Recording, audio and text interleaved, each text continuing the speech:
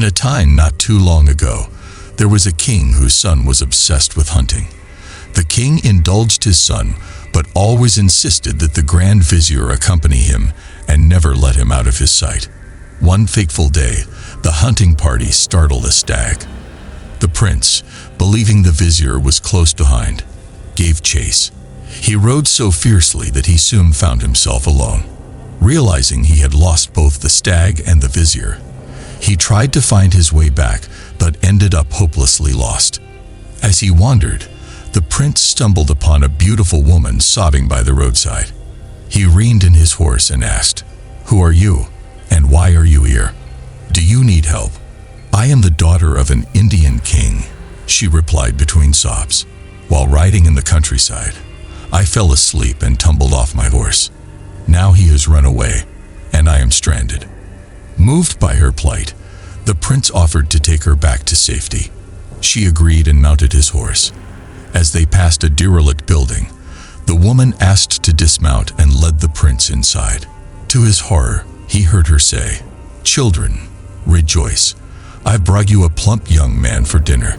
A chorus of sinister voices echoed from the shadows. "Where is he, mother? We're starving." The prince realized the dreadful truth. This woman was an ogress, preying on unsuspecting travelers. Terrified, he bolted for his horse.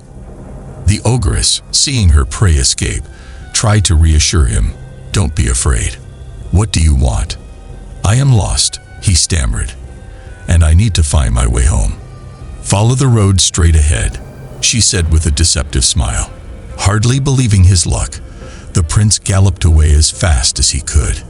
He eventually found his way back and recounted his harrowing ordeal to his father. Enraged by the Grand Vizier's negligence, the king ordered the vizier to be executed on the spot. "Sire," continued the vizier, as he recounted the tale to the Greek king, "if you do not heed my warning about the physician Dubin, you will regret it as the king did with his vizier." The Greek king, weak and easily swayed, succumbed to the vizier's paranoia. "You might be right. Perhaps Dubin's cure is a plot to kill me. I must act." "Exactly, sire," urged the vizier. "Summon Dubin and execute him before it's too late." The king, now fearful for his life, ordered Dubin's immediate arrest. When Dubin arrived, bewildered and scared, the king declared, "I have learned of your treachery and intend to kill you before you kill me." The physician, stunned, pleaded, "What have I done to deserve death, your majesty?"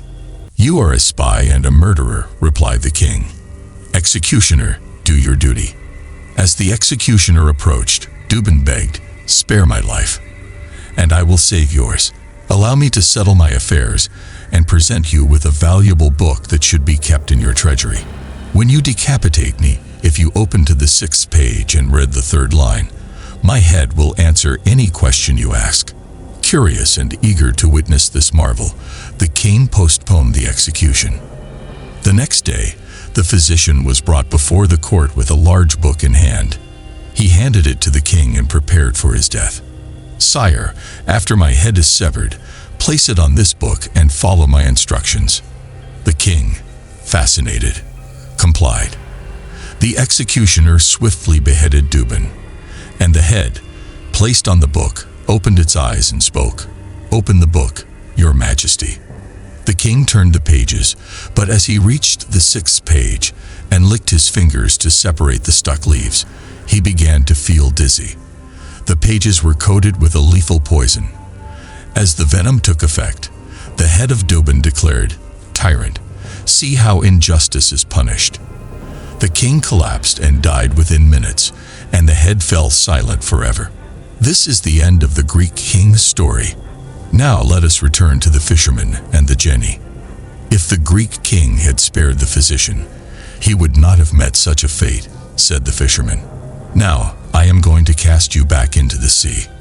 Please, do not be cruel," pleaded the genie.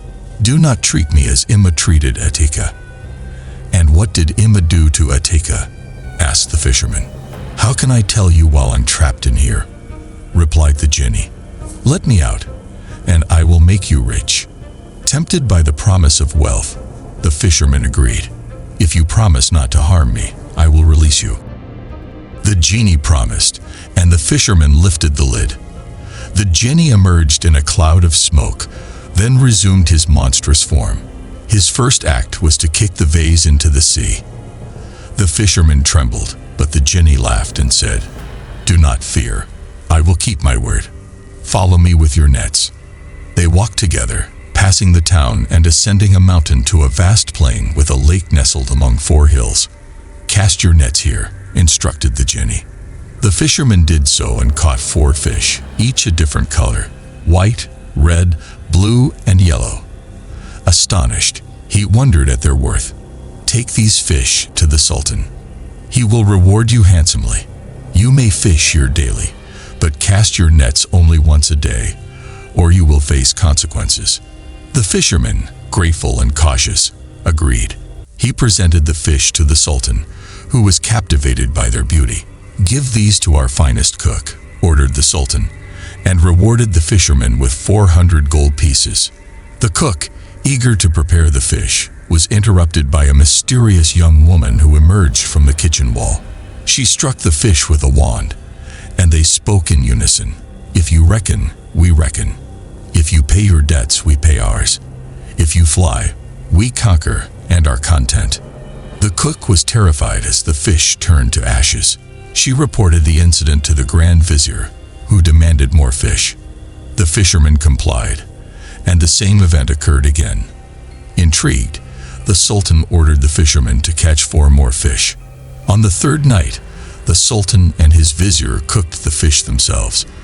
This time, a black slave emerged, repeating the mysterious phrase. The Sultan, determined to uncover the truth, set out alone to find the source of the enchantment. After a long journey, he found a magnificent palace of black marble. Inside, he discovered a young man, half turned to stone, lamenting his fate. The Sultan approached him, offering his help and asking, "Whose palace is this, and why is it empty?" The young man revealed his tragic story, and the Sultan realized he had uncovered a dark secret that needed to be resolved.